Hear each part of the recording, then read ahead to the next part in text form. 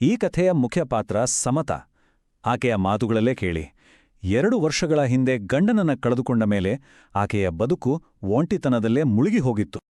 ಸಮತಳಿಗೆ ಆಗ ಕೇವಲ 25 ವರ್ಷ. ಒಂದು ಆಕ್ಸಿಡೆಂಟಲ್ಲಿ ಗಂಡನನ್ನ ಕಳೆದುಕೊಂಡ ಮೇಲೆ ತನ್ನ ಮನೆಯಿಂದ ಬರುವ ಬಾಡಿಗೆ ಹಣದಲ್ಲೇ ಜೀವನ ನಡೆಸ್ತಿದ್ಲು. ಆಕೆಯ ಪ್ರಪಂಚ ಆ 4 ಗೋಡೆಗಳಿಗೆ ಮಾತ್ರ ಸೀಮಿತವಾಗಿತ್ತು. ಸೊ ಇಂತಹ ಸಮಯದಲ್ಲಿ ಆಕೆಯ ಮನೆಗೆ ಬಾಡಿಗೆದಾರನಾಗಿ ಕಿರಣ್ ಅನ್ನೋ ಒಬ್ಬ ಹುಡುಗ ಬರ್ತಾನೆ. ಆದರೆ ಅವರ ಸಂಬಂಧ ಶುರುವಾಗಿದ್ದು ಕೆಲವು ಕಟ್ಟುನಿಟ್ಟಾದ ನಿಯಮಗಳಿಂದ. ಸಮತ್ ಸ್ಪಷ್ಟವಾಗಿ ಹೇಳಿದ್ಲು, ನೋಡಿ ಕಿರಣ್, ಈ ಮನೆಯಲ್ಲಿ ನೀವೊಬ್ಬರೇ ಇರಬೇಕು, ಯಾವುದೇ ಗಲಾಟೆ ಮಾಡಬಾರ್ದು.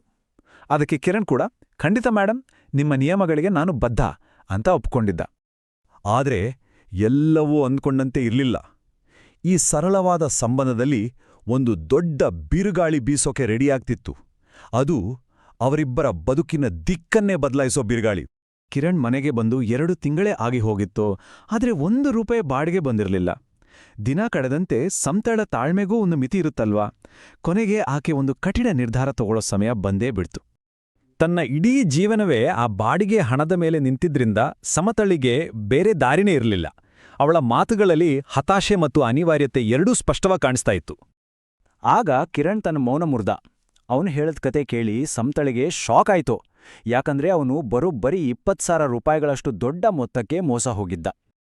ಕಿರಣ್ ತನ್ನ ಕತೆ ಹೇಳಿದಾಗ ಈ ಬೆಂಗಳೂರಿನಲ್ಲಿ ನಡೆಯೋ ಒಂದು ದೊಡ್ಡ ಮೋಸದ ಜಾಲನೆ ಬಯಲಾಯಿತು. ಕೆಲ್ಸ ಕೊಡ್ತೀವಿ ಅಂತ ಒಂದು ಕಂಪನಿಯವರು ನನ್ನಿಂದ ಅಡ್ವಾನ್ಸ್ ದುಡ್ಡು ತಗೊಂಡ್ರು, ಆದರೆ ಈಗ ಸಂಬಳ ಕೊಡದೆ ಮೋಸ ಮಾಡಿದ್ದಾರೆ. ನನಗೇನು ಮಾಡಬೇಕು ಅಂತಾನೆ ಗೊತ್ತಾಗ್ತಿಲ್ಲ ಅಂತ ಅವನ ಧ್ವನಿ ದುಃಖದಿಂದ ನಡುಗುತ್ತಿತ್ತು. ನೋಡಿ, ಇಲ್ಲಿಂದ ಕಥೆಯೊಂದು ಅನಿರೀಕ್ಷಿತ ತಿರುವು ಪಡ್ಕೊಳ್ಳುತ್ತೆ.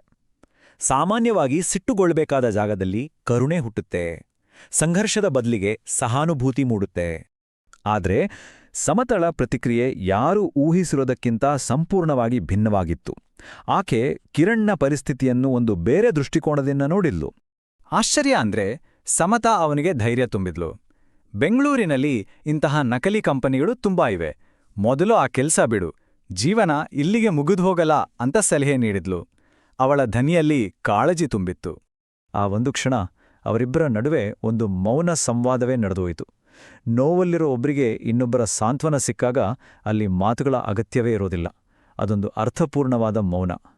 ಆ ಒಂದು ಕ್ಷಣ, ಆ ಒಂದು ಸಂವಾದ ಅವರಿಬ್ಬರ ಜೀವನಕ್ಕೂ ಒಂದು ಹೊಸ ಆರಂಭವನ್ನೇ ನೀಡಿತು.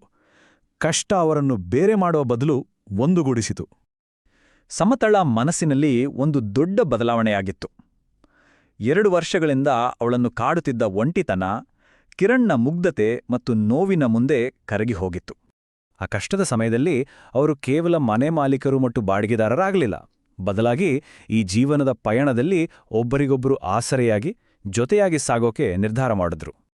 ಸಮತಳು ತುಂಬ ಭರವಸೆಯಿಂದ ಹೇಳಿದಳು, ನಾವು ಕಳೆದುಕೊಂಡಿದ್ದನ್ನ ಮತ್ತೆ ಹುಡುಕಿಕೊಂಡಿದ್ದೇವೆ. ಅದಕ್ಕೆ ಕಿರಣ್, ಹೌದು ಸಮತ, ನಿನ್ನ ಪ್ರೀತಿಯೇ ನನ್ನ ದೊಡ್ಡ ಆಸ್ತಿ ಅಂತ ಉತ್ತರಿಸಿದಾಗ ಅವರ ಹೊಸ ಜೀವನಕ್ಕೆ ಒಂದು ಸುಂದರವಾದ ನಾಂದಿ ಹಾಡಿತು. ಈ ಕಥೆ ಕೇವಲ ಇಬ್ಬರು ವ್ಯಕ್ತಿಗಳೇದ್ದಲ್ಲ, ಇದು ನಮ್ಮೆಲ್ಲರಿಗೂ, ವಿಶೇಷವಾಗಿ ಇವತ್ತಿನ ಸಮಾಜಕ್ಕೆ ಒಂದು ಬಹಳ ಮುಖ್ಯವಾದ ಪಾಠವನ್ನು ಹೇಳುತ್ತೆ. ಈ ಕಥೆಯ ಸಂದೇಶ ತುಂಬಾನೇ ಸ್ಪಷ್ಟವಾಗಿದೆ. ಮೊದಲನೇದಾಗಿ, ಕೆಲ್ಸಕ್ಕಾಗಿ ಯಾವತ್ತೂ ಯಾರಿಗೂ ಅಡ್ವಾನ್ಸ್ ಹಣ ಕೊಡಬಾರ್ದು. ಇದು ಮೊದಲನೇ ರೆಡ್ ಫ್ಲ್ಯಾಗ್. ಎರಡನೇದಾಗಿ, ಇಂಥ ಮೋಸದ ಜಾಲಗಳ ಬಗ್ಗೆ ಸದಾ ಜಾಗೃತರಾಗಿರಬೇಕು. ಮತ್ತು ಕೊನೆಯದಾಗಿ, ಎಂಥ ಕಷ್ಟವೇ ಬರಲಿ ಅದಕ್ಕೆ ಧೃತಿಗೆಡದೆ ಹೊಸ ಭರವಸೆಯೊಂದಿಗೆ ಮುಂದೆ ಸಾಗಬೇಕು. ಯಾಕಂದ್ರೆ ಕಷ್ಟಗಳ ನಡುವೆಯೇ ಮಾನವೀಯತೆ ಜೀವಂತವಾಗಿರುತ್ತೆ.